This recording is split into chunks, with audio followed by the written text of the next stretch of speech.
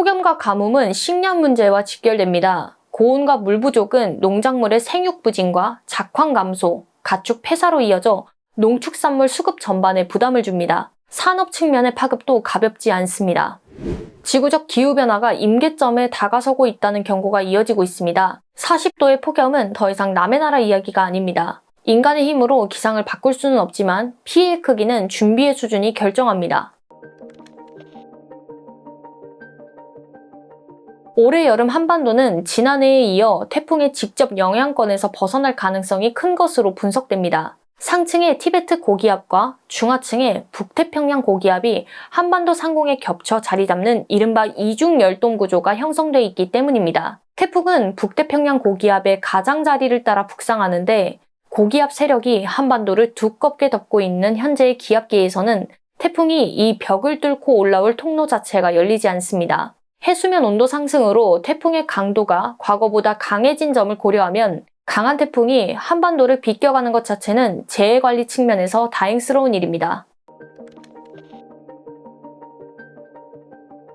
다만 태풍의 통로가 막힌 결과 무더위와 가뭄을 해소할 계기 역시 함께 사라졌다는 점은 문제입니다. 태풍은 폭염의 열기를 흩어놓고 가뭄 지역에 큰 비를 공급하는 역할도 하기 때문입니다. 여기에 강한 고기압권에서 나타나는 하강 기류가 공기를 압축하면서 기온을 끌어올리고 대기를 안정시켜 비구름의 발달 자체를 억제하고 있습니다. 강력한 태풍의 피해를 막아주는 대신 폭염과 가뭄은 더 길고 깊게 만드는 이중적인 결과를 낳고 있는 셈입니다. 더 근본적인 문제는 물 수급 구조에 있습니다. 우리나라는 연 강수량의 상당 부분이 여름 장마철에 집중되는 만큼 이 시기에 채워진 저수지와 댐의 물로 가을 농업용수와 이듬해 봄까지의 생활, 식수 수요를 감당하는 구조입니다. 그런데 최근에는 예년과 달리 강수량 자체가 적은 이른바 마른 장마가 잦아지고 비가 내리더라도 특정 지역에 짧고 강하게 쏟아지는 국지성 호우 형태로 편중되면서 전국의 저수유를 고르게 채우지 못하고 있습니다. 더욱이 여름 마른 장마와 더불어 가을 장마가 제 역할을 하지 못하면 그 부족분이 가을과 이듬해 봄의 물 부족으로 그대로 이어진다는 점에서 지금의 강수 패턴 변화는 당장의 가뭄을 넘어 내년까지 영향을 미치는 문제입니다. 폭염과 가뭄은 식량 문제와 직결됩니다. 고온과 물 부족은 농작물의 생육 부진과 작황 감소, 가축 폐사로 이어져 농축산물 수급 전반에 부담을 줍니다. 산업 측면의 파급도 가볍지 않습니다. 한국 경제를 떠받치고 있는 반도체 산업은 대표적인 물, 전력 다소비 산업으로 공정의 대량의 용수와 안정적인 전력 공급이 전제되어야 하기 때문에 가뭄이 장기화되면 공업용수 확보 자체가 산업 리스크로 전환됩니다. 기후변화로 인한 이런 복합재해는 앞으로 더 극심해질 것으로 전망되는 만큼 국가 차원의 대응책이 미리 마련되어야 합니다.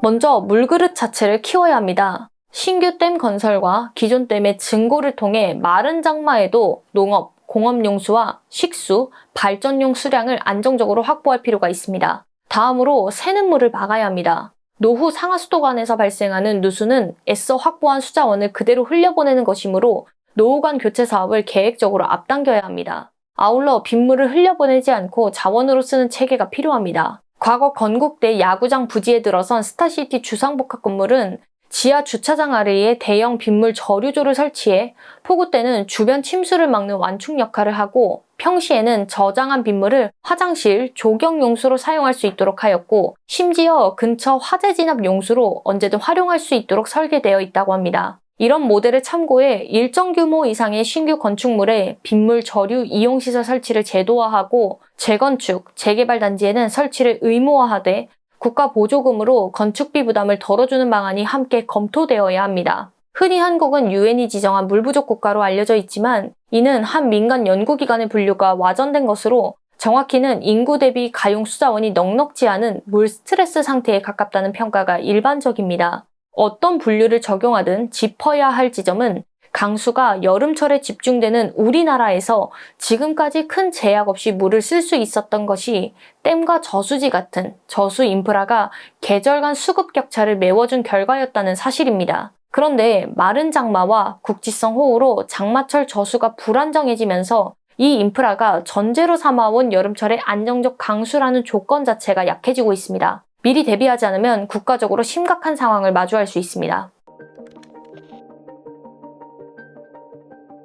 대외적으로는 첫째, 다가올 식량 위기에 대비해야 합니다. 세계적으로 폭염과 가뭄이 동시다발적으로 발생하며 농업, 축산업, 어업에 막대한 피해를 주고 있습니다. 한국은 경제력이 뒷받침되는 만큼 농축수산물 가격 상승을 아직은 감내하고 있고, 그래서 제3세계 국가들만큼 위기감을 체감하지 못하고 있습니다. 그러나 기후변화로 인한 식량 감소는 일시적 흉작이 아니라 구조적 추세이기 때문에 상황이 지속되면 각국이 곡물과 육류를 포함한 식료품 수출을 통제하는 국면으로 갈 가능성이 큽니다. 수입선 다변화만으로는 해결되지 않는 문제이므로 국가 차원의 식량 수급 계획을 미리 세워야 합니다. 둘째, 폭염과 가뭄은 세계적인 전력 수급 불안으로 이어질 수 있습니다. 원자력은 안정적인 기저전원으로 꼽히지만 대량의 냉각수를 전제로 합니다. 실제로 하천수를 냉각수로 쓰는 유럽 일부 원전은 폭염과 가뭄 시기의 수온 상승과 수량 부족으로 출력을 낮추거나 가동을 멈춘 사례가 있는 것으로 알려져 있습니다. 게다가 신규 원전은 착공에서 준공까지 대략 8년 안팎이 걸리는 것으로 알려져 있어 위기가 닥친 뒤에 대응에서는 늦습니다. 안정적인 에너지 자원과 발전 용량을 미리 확보하는 노력이 필요한 이유입니다. 지구적 기후변화가 임계점에 다가서고 있다는 경고가 이어지고 있습니다. 40도의 폭염은 더 이상 남의 나라 이야기가 아닙니다. 인간의 힘으로 기상을 바꿀 수는 없지만 피해의 크기는 준비의 수준이 결정합니다. 기후재난 자체를 피할 수 없다면 물과 식량, 에너지라는 세 축에서 만반의 대비로 위기를 견딜 토대를 만들어야 할 것입니다.